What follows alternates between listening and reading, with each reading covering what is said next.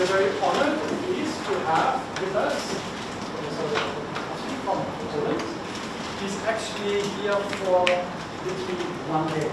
Yes. So he's coming in from Cambodia and flying tonight to Seoul. So it's thank you very much and precious time. He's an expert on European neo-fascism, right-wing extremism. He has studied in Russia and Oxford, and he is also very active in NGOs. Right? So he will talk all about that. What's probably also very interesting for you to hear is that last year he was a guest professor at the Center for European Studies. You have some kind of connection. And you also spent some time from Cambodia this summer, right? So that would be very interesting for us to hear interesting stories or similarities. So let's welcome him, and well, I'm sure it's a great presentation you will learn about. Thank you very much.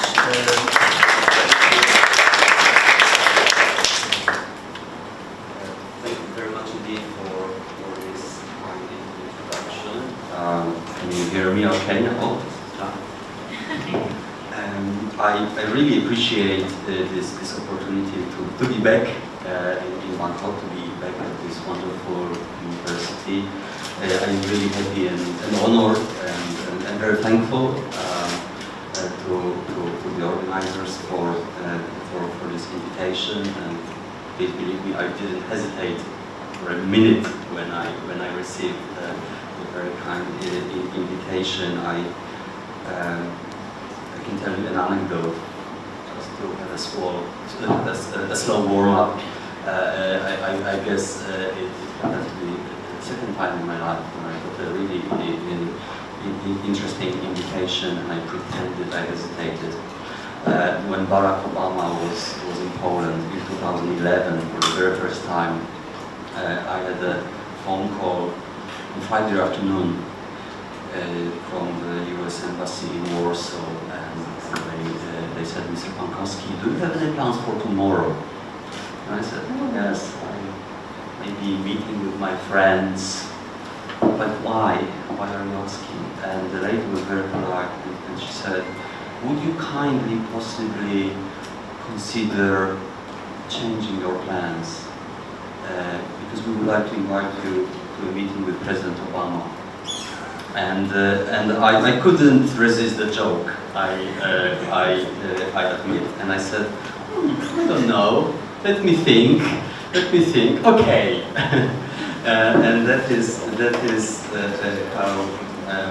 how I got to meet President Obama and had a short conversation with him the next day. So there are some proposals that you don't refuse, okay? And coming back to Chulalongkorn University was definitely one of those proposals, and I am so happy to see some familiar faces and also some new faces. I am really grateful for this opportunity. The subject is quite serious. It's not a subject that is normally associated with humor. It's not something that we normally joke about. It is a subject that is associated with serious issues, serious challenges, including violence, including hatred, hate speech. So I would say the subject in itself is serious enough, and therefore maybe it is actually quite good to talk about it in a way that's not too serious, yes? Because anyway we need to find a balance between the seriousness of the subject and the ability to discuss it in a free and open way. And that is very much what I hope to do today with your help, with your participation. And I'm sure all of us hear a lot of fixed, scripted speeches and presentations, and sometimes we give fixed, scripted speeches and presentations. I decided this is not exactly what I would like to do here. I would like to have a much more of an open-ended conversation, an open-ended discussion. There are many things that I am very happy to share with you, many things I'm again ready to talk about, but I would say a lot depends on your preferences and your interests. If there is something that you would like to raise in particular, let's do it. And I would encourage you to do so. I would encourage you very much to express your own opinions and comments and questions throughout this lecture, and I will try my best to have breaks for interactions and conversations as much as possible. Because if it is just me talking, of course that would be boring, especially for myself. So I very much hope that we can have a conversation, and I can also learn from you about your views, your opinions on the subject. Right-wing extremism in Europe is the title of this meeting, but of course we know this is not just a European problem. It is very much of a European problem, but it is a problem that goes beyond Europe. If you look at the United States,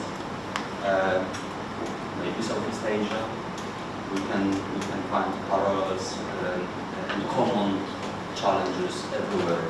So I say this because I believe it is this kind of subject where everybody has an opinion or could have an opinion which is legitimate, and it is important for the possibility of a dialogue, of a conversation. Now, before we get into the topic in terms of exemplifications, in terms of cases, normally, of course, we ask ourselves the question: what are we talking about? What are the definitions of the terms we are going to use? And as I think you know, and you are going to discover throughout your studies in social sciences, we need to be a little bit careful about definitions. Usually the definitions in social sciences are not too fixed. Yes? They have to be taken with a pinch of salt. Yes? They are approximations of reality, or what Max Weber called ideal types. Yes? They serve us as a kind of orientation signs in social reality, but they are never 100% reflections of the reality. And we have to accept it, we have to deal with it. And in addition to those so-called ideal types, there is something else called essentially contested concepts. There's one author in particular in Oxford who used to be my tutor, Michael Frieden, who wrote a lot about essentially contested concepts, which, in simple speak, means there are terms, especially political terms, that are always disputed. There is always disagreement about the meaning of the term, and the disagreement, the dispute about the meaning of the term, in a way, belongs to the nature of political discourse. So political discourse is always centered on the different interpretations of different terms. And those terms that we are going to touch upon today very much belong to this category of essentially contested concepts. So what are those essentially contested concepts? In this case, of course, right-wing extremism in Europe, which, if you notice, includes two concepts. It includes the concept of the right, political right, right wing, and the concept of extremism. Also very controversial. But there are also other related terms that also provoke a lot of discussions. Terms such as nationalism. It's one big term. We could have a long conversation about the different meanings of nationalism. Another term, which is even more charged historically, politically, and morally, fascism.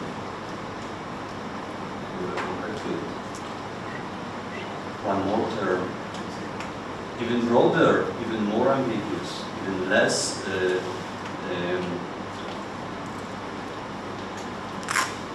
easy to define, more difficult to define. Populism. It's a term we hear a lot, and not just in Europe, of course, but it's a term that provokes many discussions. So all those terms we need to treat cautiously, but we need to be aware of them. And we need to be aware of the different understandings of those terms, and we need to be aware of the fact that no definition will ever satisfy us fully, because that's not possible. So, coming back to the first distinction, right and left. As many of you will remember, this distinction in those two terms defining the spectrum, they go back to the times of the French Revolution, when those revolutionaries who were prepared for more radical actions were sitting on the left side of the Parliamentary Assembly. And those who were more moderate or conservative, we would say nowadays, they were seated on the right side of the Parliamentary Assembly. And this symbolic distinction has remained with us ever since. But of course, the meaning of the distinction, of the cleavage, has evolved, has shifted in space. And of course, when we talk about left and right nowadays, nobody thinks about the French Revolution and who was sitting where in the French Assembly in the late 18th century. That would be ridiculous. Most people never even heard about it. But those terms, left and right, they very much stay with us. But the meaning of those terms has shifted. And especially in my region, where I come from, the region of the former communist bloc, those terms, left and right, are very fluid, even now. And some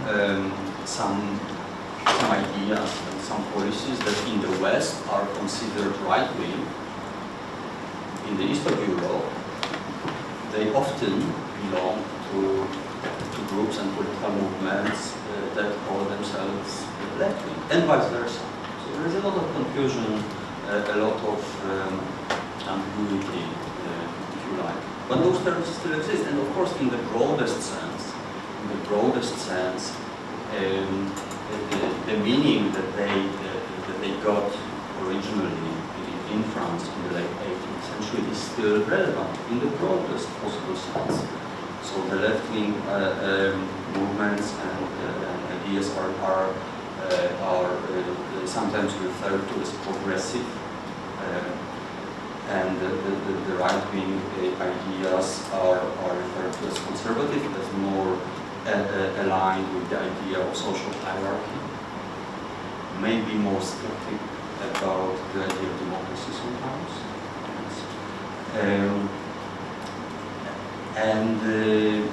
If we talk about right-wing extremism, of course we are not just talking about the political right, but we are talking about an extreme version of right-wing ideology. Again, there are nuances and subtle differences also in Europe between different countries. Please correct me if I'm wrong, but I think in Germany, for example, when we talk about the right, we usually or often think about right-wing extremism. But in many other countries, when we talk about the right and right-wing extremism, we usually talk about very different things. And of course, the German Christian Democrats and Angela Merkel are not right-wing extremists. But I think even they would hesitate to call themselves right-wing, precisely because of this terminological minefield that is very sensitive. But okay, if we go beyond those subtle nuances and distinctions and differences between different European polities, we could say more broadly, there is a place for conservative ideas, which you can call right-wing ideas, in the broad democratic spectrum. So, for example, the conservative parties, Christian democratic parties, they have their place in the democratic spectrum in Europe. But right-wing extremism is something different. It is an extreme version of conservative ideas, but it is also something else. I would say it is a phenomenon that does not belong to the democratic spectrum. It is a phenomenon, a movement, an ideology that challenges the foundations of the democratic spectrum and the democratic system. So it is very much opposed to it, it is hostile to it, it is a threat, if you like, a challenge for the democratic system, for the democratic spectrum. It is outside of the democratic spectrum, traditional. Okay? And therefore, the democratic leaders, left and right, if they have something in common, for sure, it is the opposition to right-wing extremism as a threat to democracy. Well, this is the traditional picture. This is the kind of this is the kind of picture that until recently was true, I believe.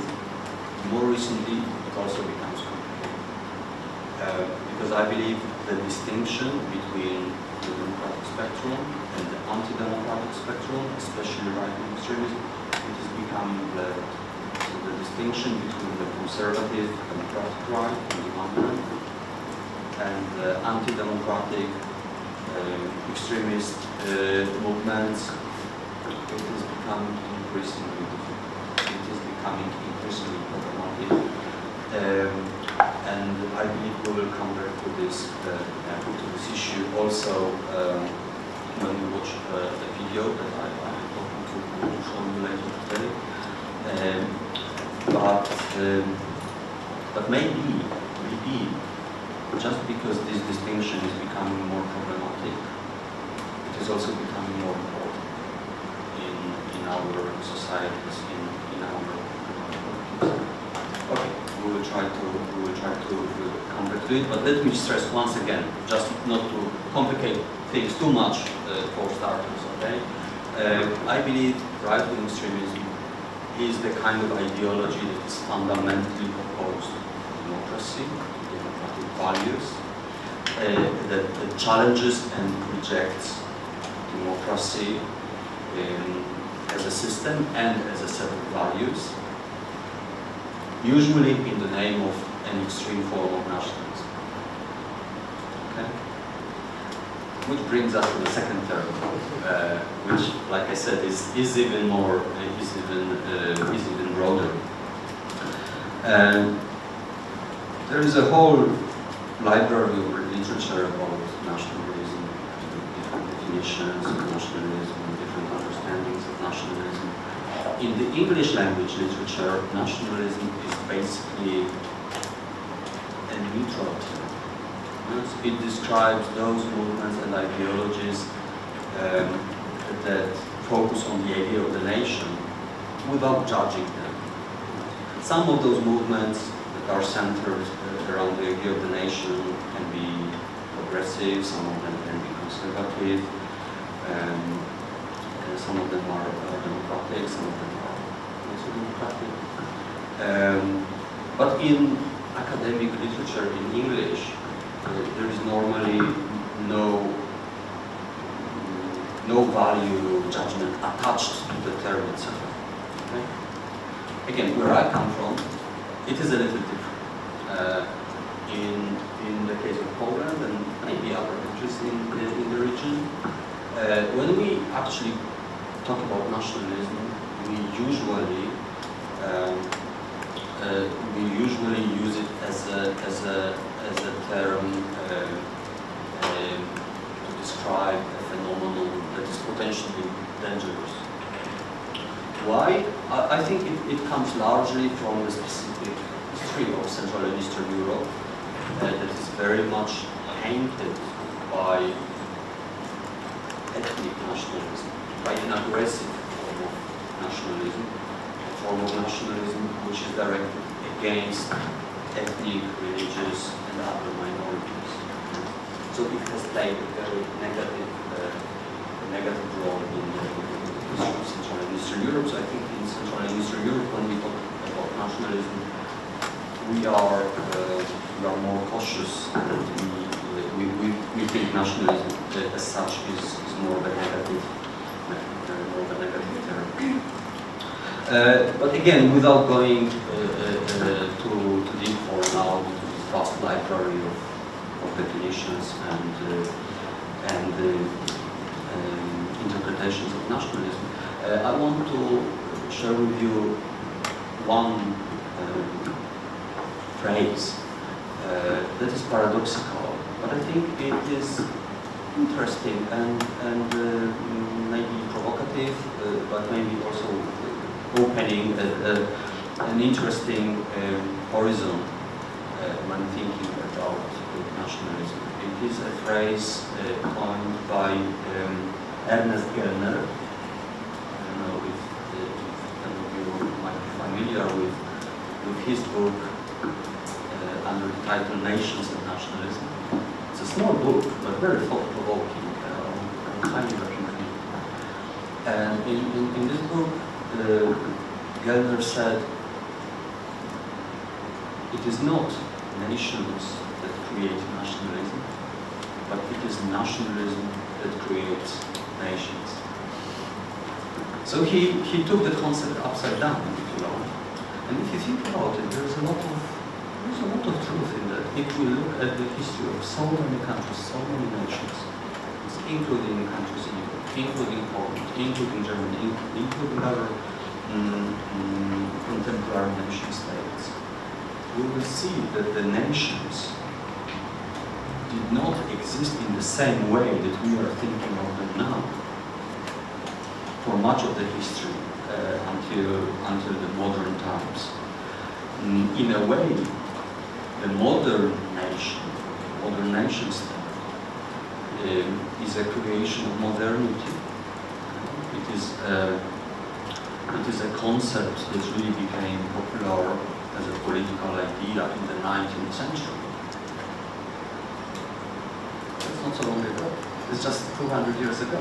That's not that much if we look at the history of mankind. But nowadays, I think we often tend to think, normally we tend to think about humanity as divided into nations.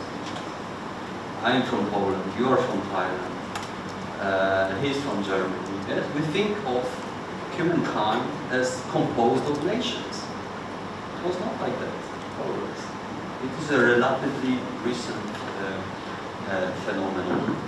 It is a relatively recent construct that really became so entrenched, so rooted in the everyday consciousness of people around the world, Western Europe and also outside of Europe, that we don't even stop and think about it. And in a way is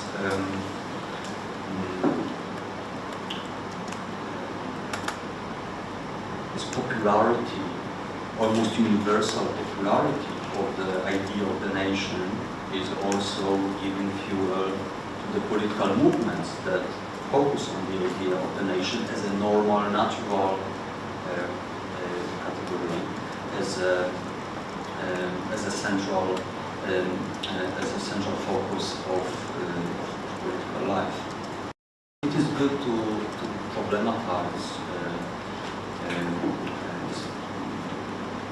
what Michael Billig, one more author who is good to mention here, called everyday nationalism, or the banality of nationalism. As we think about sports, for example, through the concept of national teams representing the nations, and there are so many everyday examples that Michael Billig and others list. But we have to stop and think and problematize the idea of the nation in our own minds. Why? Largely because this idea can be, like I said, from the experience of my region, really dangerous if it expresses itself, for example, through ethno-nationalism, through an ethnic form of nationalism that excludes minorities, that excludes ethnic, religious and other minorities from the division or the imagined national community. And if we follow this line of thinking, this line of understanding nationalism, we could finally touch upon this very strongly charged term that is fascism, which in many ways you could call the most extreme form of nationalism. It is nationalism, especially ethnic nationalism, taken to its most extreme totalitarian potential.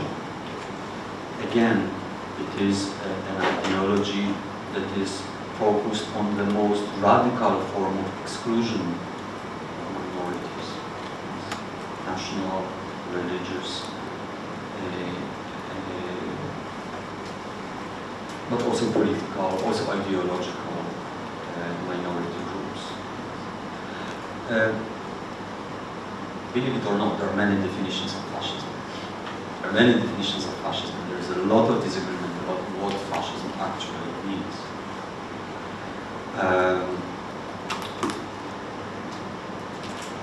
There is a famous definition from 1934, which was a communist definition invented by Georgi Dimitrov, which I remembered recently when I saw Georgi Dimitrov street in Phnom Penh. Of course, he was a Bulgarian communist, but he was active in Germany, so it's a well-known name in German history in the 30s. He said that fascism is an extreme form of the dictatorship of the capitalists. Historically, it is a definition that was important. It was used by many and believed by many. I think nowadays we would not really agree with this definition because it sounds a bit archaic. Yes, it sounds a bit old school, Marxist. It's not the best definition in my view. It's good to know it existed, but we should be probably critical about it. But there are many other definitions. There is another British academic whose name is Roger Griffin, who says fascism is the radical, holistic, palingenetic ideology of national rebellion. It's not the kind of wording that is immediately understandable to an average person in the street, okay?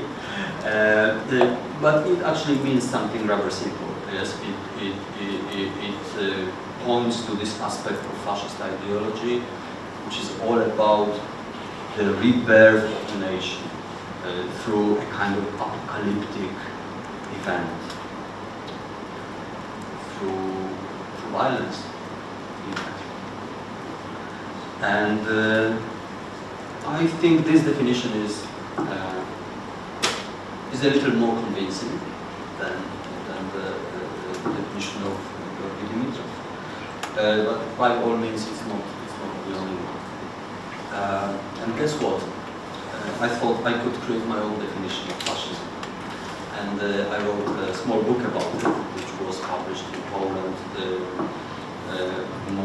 more than 20 years ago now, under the title Neo-Fascism in Europe, a study in ideology. And when I wrote this book, that was before the times of Twitter, unfortunately. Because nowadays the best book is the kind of book that you can summarize in one single tweet. Okay, that's how you become a famous academic. And that book could be summarized in one tweet. I can summarize it for you. You don't have to read it.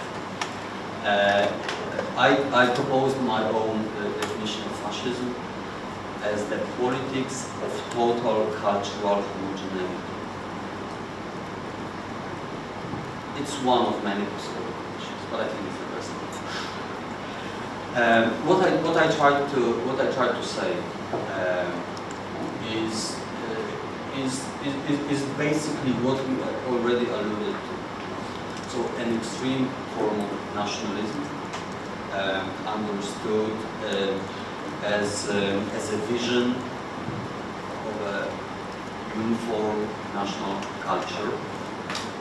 So let's say we have a country, we have a territory, and in the extreme nationalist, fascist vision, this one country, one territory must have one culture only. There is no place for diversity, there is no place for difference, there is no place for minorities, no place for other cultures, other religions, other languages, other political ideologies.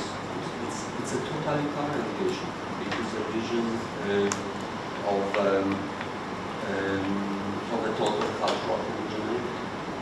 And of course, if we look at the history of fascism, and especially the history of German fascism, Nazism, National Socialism, we will see that the ideological drive led to a radical form of exclusion of all kinds of minorities, to the point of extermination, to the point of killing everybody who did not fit with the idea of total cultural homogeneity.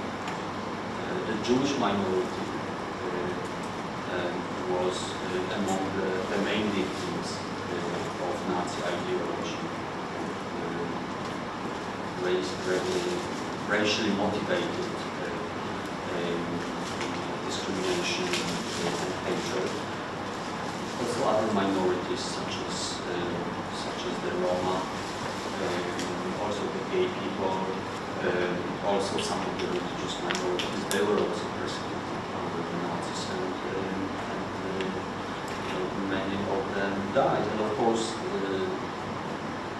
the German version of fascism is the one that had the most tragic impact on European history. But there were also other similar movements with that ideology in other countries in Europe, with the ideology of the total cultural homogeneity.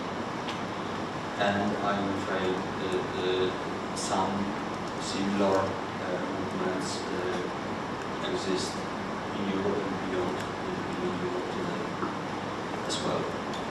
We will come back to those movements later on.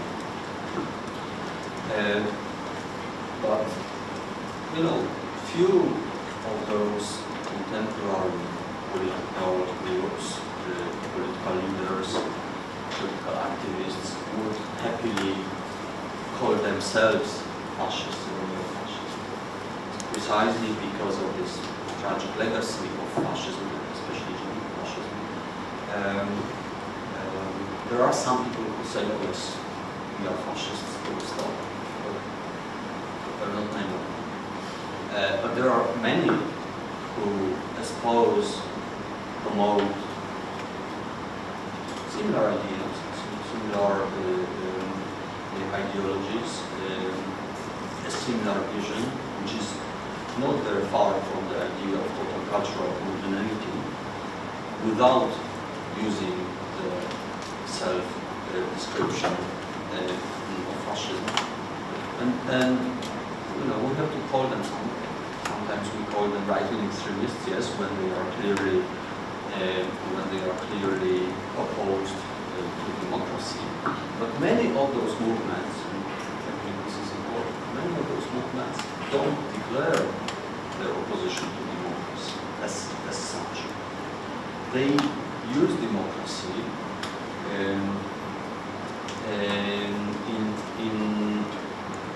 in different ways. But sometimes they are very successful in using the democratic procedures by participating in elections, and sometimes with successes. And in those cases, we usually call them right-wing populists. That's another term that is making rounds in European Union. And it is, of course, broader, it is more general. Not everybody who is a right-wing populist is a right-wing extremist, and certainly not everybody who is a right-wing populist is a fascist. But in actual practice, those terms coexist, and sometimes, you know, they are, if not synonymous, you can find them next to each other. It is a kind of it is a kind of hodgepodge of terms that we have to deal with, and sometimes one term is more appropriate, sometimes it's another term. Sometimes the movements evolve, and if you look at France, for example, the National Front that was created by Jean-Marie Le Pen in the early 70s, in the beginning it was very clearly a fascist movement. There were people in the movement, the leading position in the movement, that were directly inspired by the fascism of the 1930s. Later on, the movement evolved. Recently, it changed its name. Now it is, as you know, probably led by the daughter of Jean-Marie, his name is Marie Le Pen. And I think it would be difficult to call it fascist without going into another discussion that is a bit complex, but it is safe to call it right-wing, which is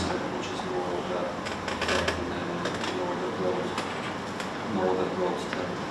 But like I said, populism is as a term is so broad, there is even less consensus on understanding the term populism. Some people would even say, well, what's wrong with populism? Populism means listening to the people, which, after all, is what democracy is about. There was a populist movement under this name, a populist party in the United States in the late 19th century that was quite a progressive movement, that was very different from those right-wing nationalist movements of the 21st century. So again, populism is not necessarily a negative term. Usually a kind of negative term when we use it nowadays, but it doesn't have to be so. Sometimes populism is understood as a label to describe the form rather than the contents of the. So, in simple terms, populist leader is somebody who is shouting a lot. Okay? The form, yes, it doesn't matter so much what he is shouting, but it is the style, yes. Using very simple language, sometimes crude language, sometimes brutal language, a language that connects with the mass of the people. That's one understanding. I remember when I was in Thailand last year, somebody told me, maybe in Thailand, populism is also a term that you hear a lot. Usually to denote irresponsible economic policies. I thought that was a very interesting perspective. And I think that makes a lot of sense to me. Yes? And also in Europe, I think sometimes the term populism is used in that context.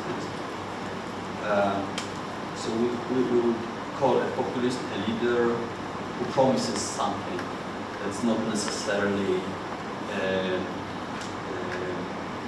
easy to deliver or possible to deliver, especially in the economic sense, especially in the economic context. That's another possibility. But the most common understanding of populism is this. It is a kind of political rhetoric, a kind of political discourse, a kind of political ideology that is focused on the distinction between the so-called people and the so-called elite. And it presents itself to be on the side of the people against those who do not belong to this imagined community, which in actual practice is usually defined as the national community, and in actual practice populism means nationalism.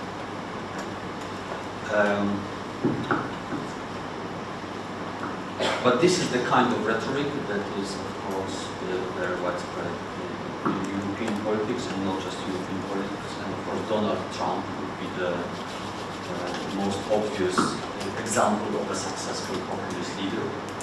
Somebody who shouts a lot, who uses brutal language, who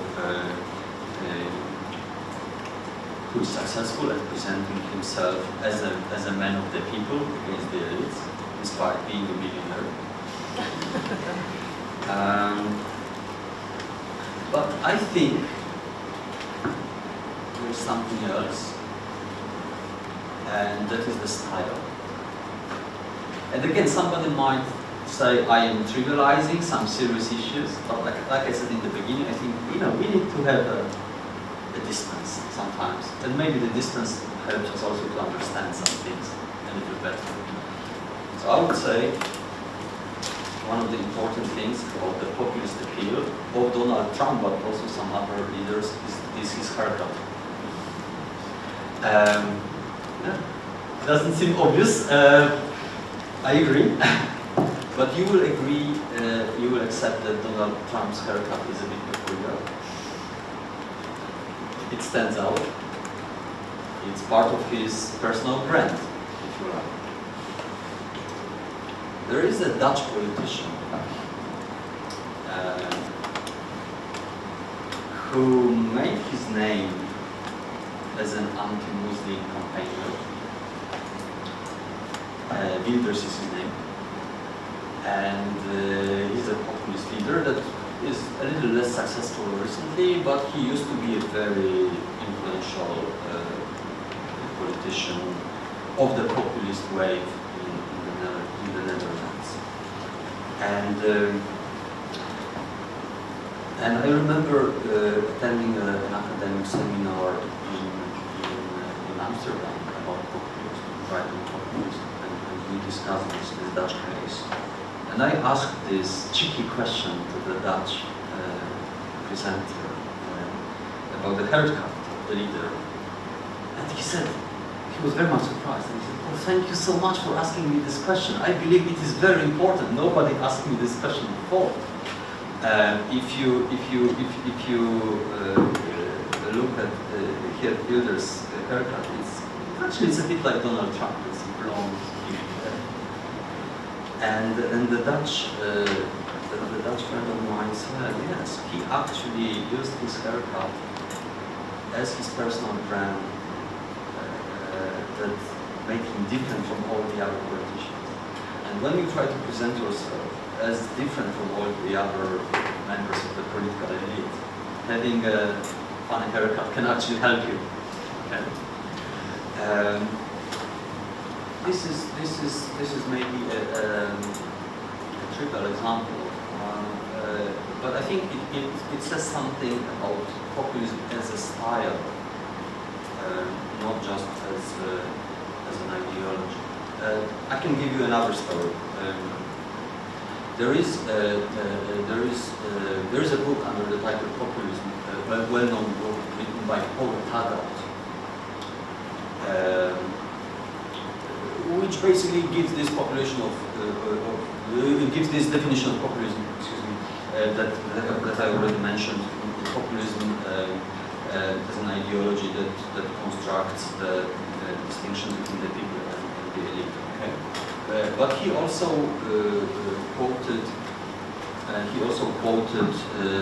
an American populist leader from the late 60s, early 70s. His name was Wallace.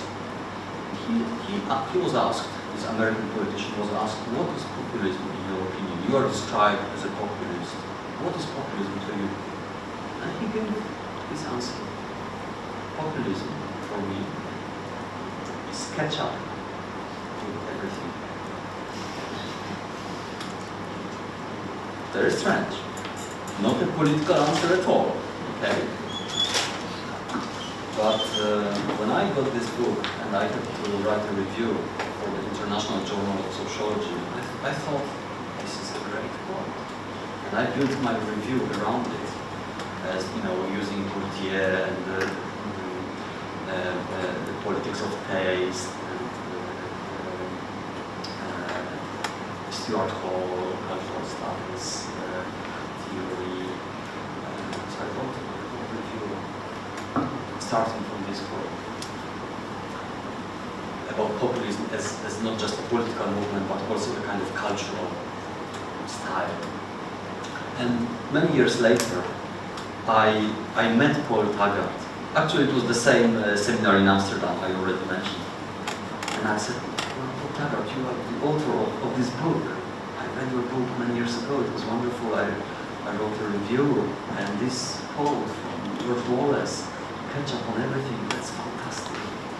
And Paul Taggart, it wasn't in my book. I don't remember. I don't remember this quote. But I really think that was a great quote that helps us understand populism as something much more than a political movement or a political ideology.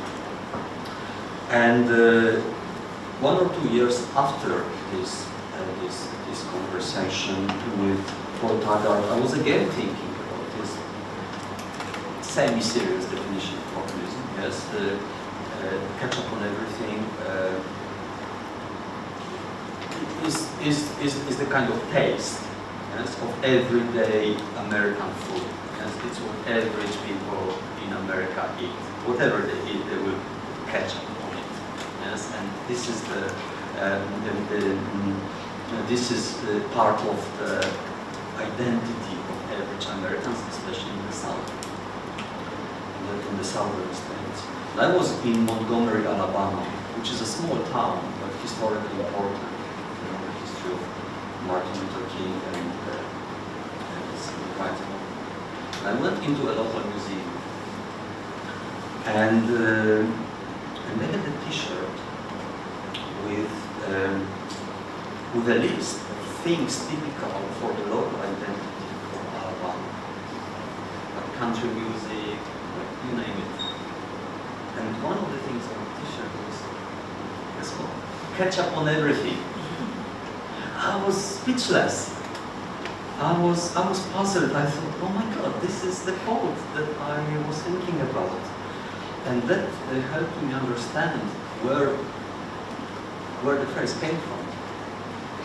So it was not just Paul Taggart quoting George Wallace in his book, but it was George Wallace quoting from a local tradition of Alabama. And of course, that was a clever political statement, presenting the leader as belonging to this everyday culture of ordinary taste. So I hope this anecdote might help us understand understand populism is a lot more than politics. It can be a way of connecting with the people by leaders through non-political references. And I think partly that is the reason why populism is becoming a successful tool for political leaders today, and not just in Europe. When it becomes dangerous, of course, it's not when they talk about ketchup. It is not when they have funny haircuts. Populism becomes problematic when it becomes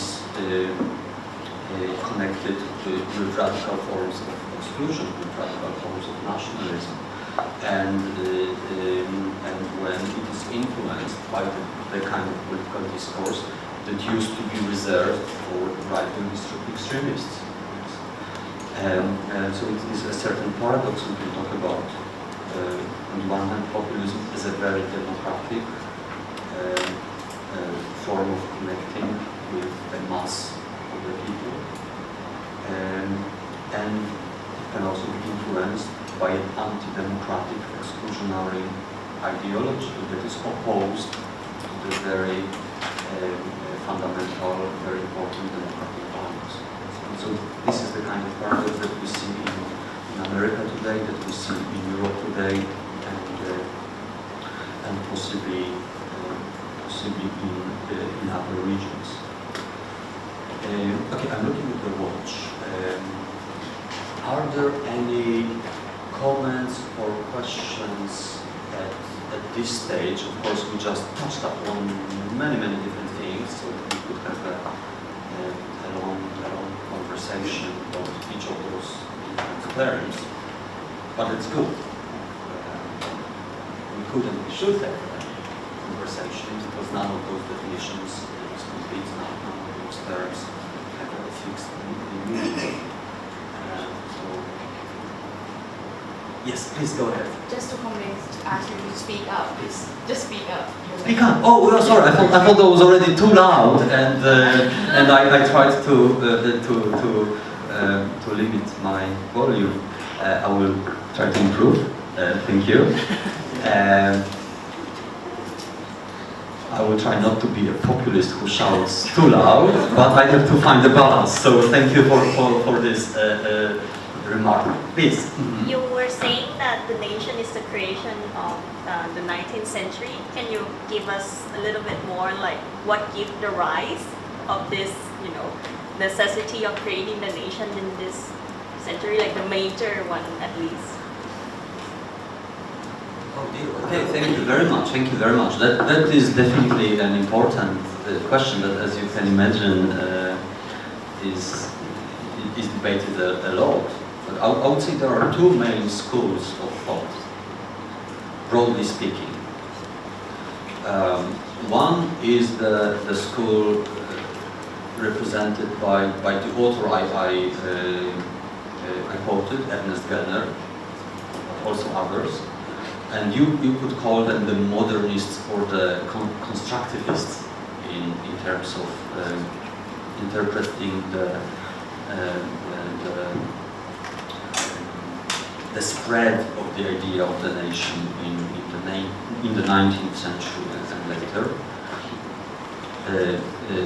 The other school is represented by people such as Anthony Smith, for example. Also other authors such as Karol Modzelewski, the Polish historian. They are called ethno-symbolists. Basically, the main difference between them is the following. The modernists or the constructivists, they really emphasize the nation as a creation of the modern times. I would hesitate to say it's an artificial creation, but in a way it is. It is what they are saying. Yes, they say the nation is a construct of the modern times. It didn't really exist before. Of course, there were states, there were kingdoms or republics or other forms of statehood and other forms of hierarchy and other forms of social and political life. But the idea of the modern nation is quite new, and it was created in the 19th century, or it took off in the 19th century, mostly through the process of industrialization, or in connection with the process of industrialization or economic modernization. So basically what they are saying, people like the late Ernest Gellner and other constructivists, modernists, what they are saying is that the modern economy, the industrial economy developed, and it required a new kind of labor force that would be able to communicate in a way that was simple. So again, if we look at one territory, yes, traditionally there would be 100 dialects and local cultures and customs, and it would be a very diverse picture. But if you put a factory here and here and here, and there is a rapid pace of economic development, economic modernization, and economic interactions, then the participants of those economic interactions, according to this model, need to communicate easily. So they need to speak a language that is common. If they come from 100 different cultures, it is difficult. So you need a school system to teach them one common language. But the school system needs some contents to teach. So you need literature, you need a codified form of language as well. Yes, that is common. You need also a certain set of common values that is built often on the foundation of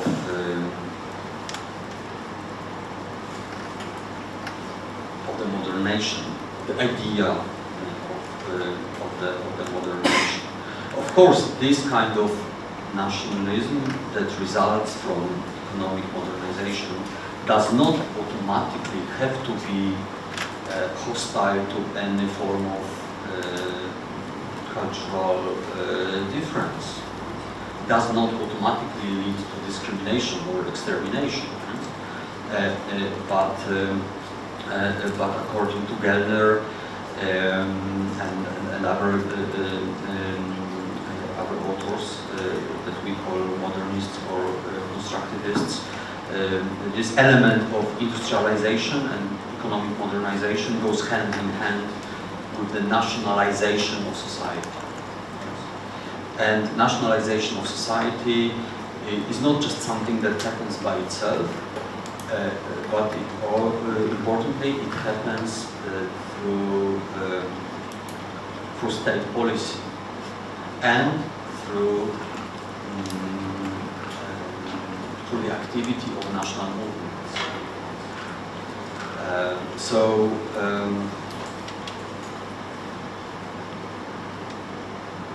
Certain forms of national culture are influenced, or dare I say, constructed by those nationalist movements. I will never forget the conversation I had when I was in England, and I talked with a Slovak friend of mine who asked me who invented the Polish language. I remember my surprise. I thought, nobody, it invented by itself, naturally. But he said, no, there must be a person who invented it. I didn't understand this question at the time. It took me many years to understand. In a way, he was right. In the case of Slovakia and many other countries, there was a moment when somebody had to sit down and say, well, okay, we take this word from this local dialect, we take that term or that phrase from that dialect, yes, this is the book, this is the codified version of the Slovak language.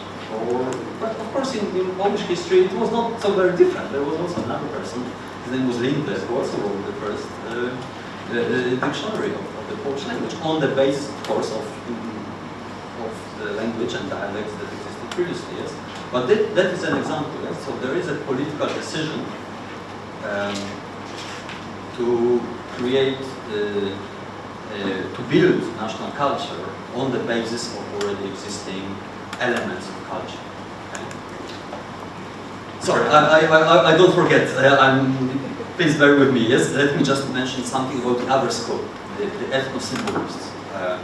So they say, yes, okay, a modern form of the nation, of course, is related to modernization and social and economic processes, but it does not appear out of nothing.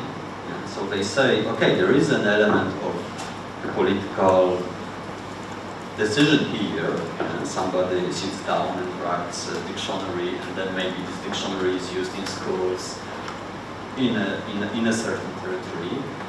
But this dictionary is not just invented by someone out of nothing, yes, it is still based on elements of culture that existed previously. So the ethno-symbolists would say, yes, the modern nation is a modern phenomenon, but it is not completely artificial because it is still based on some cultural reality that existed before, on certain ideas, on certain elements of common heritage, often religious heritage, etc., etc. So I would say maybe the main difference between those two schools is a difference on emphasis. The ethno-symbolists, they don't question the main conclusions of the constructivists, but they are less radical in the conclusions. I hope that's clear enough. Yes, we are talking about complex ideas and complex issues at the risk of oversimplifying them. But I think overcomplicated can be just as dangerous as oversimplifying sometimes. So it's a question of balance. Sorry, I'm again not speaking loud enough. Okay. Sorry, you wanted to say something, please. Mm-hmm. So then again, would you also argue that nationalism is basically an invention by the elites, or? Well, that's a really good question. Because it sounds like it's in their interest, because initialization was mainly put there by the elites because they wanted to make more and more profit. So to me, it would seem like it would be in their interest to invent nationalism. Thank you very much. I think that is a really good question, which of course very much goes against the self-perception of nationalism and the nationalists. Yes, I have never heard of a nationalist who said, "Oh, let's create a nation so we can exploit people better." Yes, I don't think in most cases there is a conscious strategy like that. But I suppose in reality it is very much what you are describing. Yes? But of course, the discourse of nationalism, and especially the discourse of nationalist populism, is the opposite. So the nationalists, especially the populist nationalists, also the ethno-nationalists, they would say, yeah, we represent the culture of the ordinary people. Again, and we are against, often they would say, against the cosmopolitan elite. We represent the ordinary man with his ketchup, okay, with his everyday culture and values. in opposition to the elite that is often perceived as a kind of international cosmopolitan conspiracy against the ordinary people. That is the populist discourse, the nationalist populist discourse that we know so well. And probably this is at the heart of the paradox of nationalist populism nowadays, since it, in some ways, it serves elite interests by using the discourse of the interest of the common people against the elites. Again, I cannot think of a better example than Donald Trump, yes, who presents himself as a man of the people, an enemy of the elites, by being very much from the elite of New York City. But as we can see, it is possible, and historically it has been possible for political movements, for nationalist movements to be created or influenced by the elites while using an anti-elite discourse. So thank you for this question. I think it's important. Please, sorry if I said something wrong about Slovakia, and I don't remember the name of the person who wrote the dictionary. Maybe you can I love the correct me. question because Slovak history and the nationalism basically is really connected to the language at the time, right? And I wanted to say that it's interesting to look at the Austro-Hungarian Empire in the region if someone wants to study nationalism, because you can see many of the differences, how to define the term, because many of those movements started or were like evolved from different reasons and from different sources. For example, Slovak nationalism was led by priests, because that's only the priests who were educated. They were educated, for example, abroad. They were educated, for example, in Czech language. So they were even divided between those who believe there is a Czechoslovak nation or those who believe there should be a Slovak nation, which later on led to a conflict during the first Czechoslovakia, which happened to be helpful for Adolf Hitler to separate Czechoslovakia and create Slovak fascist satellite state and kind of take the Czech lands, right? So for me, nationalism, nothing constant. It's very fluid and changes during the course of history. And nowadays we can see the nationalism and the history of nationalism, which in many countries, as Jelmer said, that created nation is hijacked by populists and politicians because it's easier to control. If it hijacks the sense of belonging, the need of belonging from people, because we want to belong somewhere. So you see, and it's very nice to study immigration and how immigrants feel more connected to traditions of the country they don't live in, because they need that sense of belonging when they feel alienated with the part of the country they are currently living. So sometimes you feel that more nationalist people are those who don't live in the country, right? More racist people are those who never met foreigners or other people, right? It's the sense of belonging which is hijacked. That's why I believe that you really cannot define nationalism like very general term. We always need to look at a particular time in the history and particular society and the history of the society. That's why it's so hard to talk about. Thank you for the language, because that's something which is funny, because if I talk to some people in my country who are very proud, they would never admit that we are kind of artificially created country. At that time, people were not thinking about themselves as Slovaks. They belonging to Austro-Hungarian Empire, they knew about the king, the newspapers was not delivered, many times it was in Hungarian language because people were kind of assimilated during the actually end of the 19th century movements. So they didn't think about themselves as Slovaks. It was actually the intellectuals which that time was the elite, because Slovaks didn't have bourgeois or very they were not very elite or kind of rich people who were representative of the Slovaks. They considered themselves as Hungarians. So it was actually the intellectuals trying to create this movement to anti-Hungarian assimilation. And at the same time, part of them wanted to kind of integrate themselves with Hungarian, create nations which would be more liberal and this kind of more culture diverse. Right? So even there, they were not homogeneous. which says a lot. It was mostly nationalism in the nation was about which party won the battle. That's at the end of the day. So it's that's not. Thank you.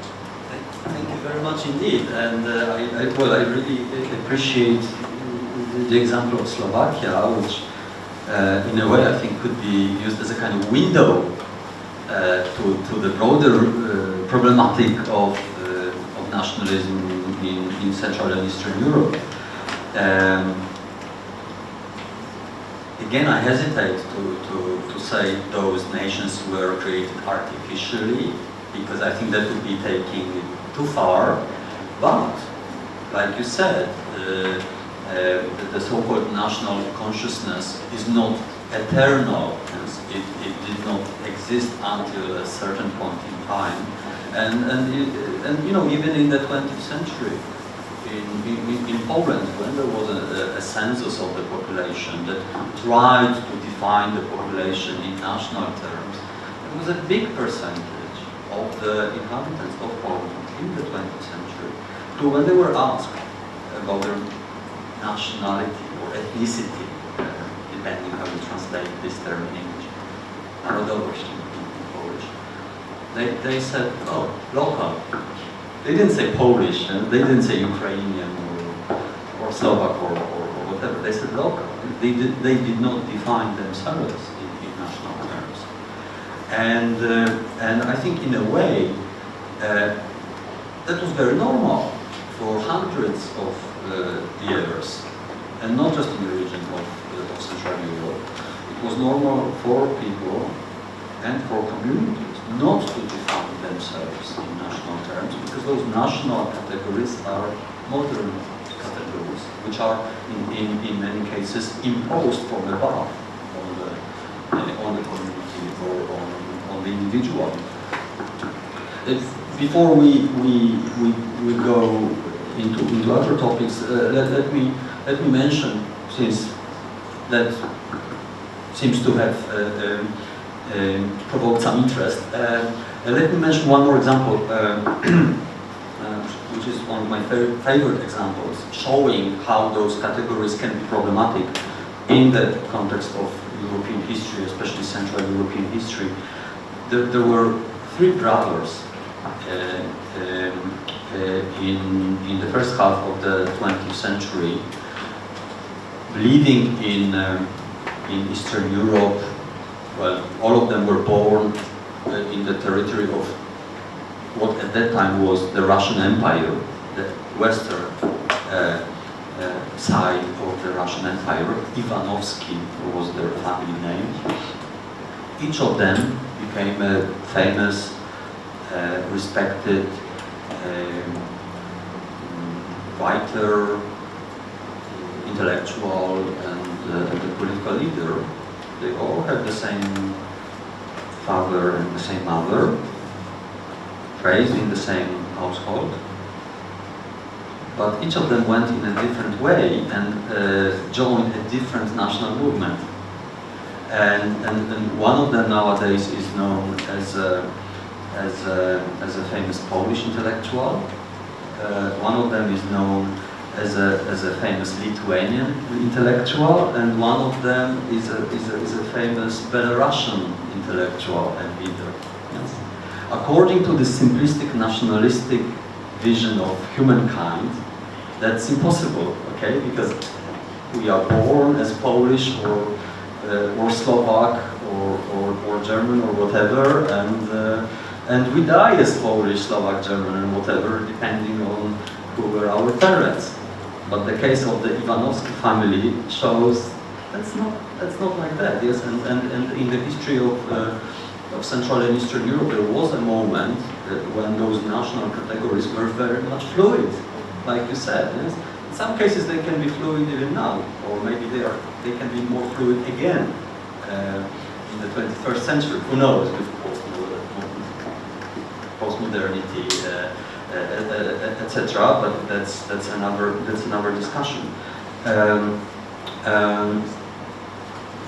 But there is okay. I just want to say one or two other things about the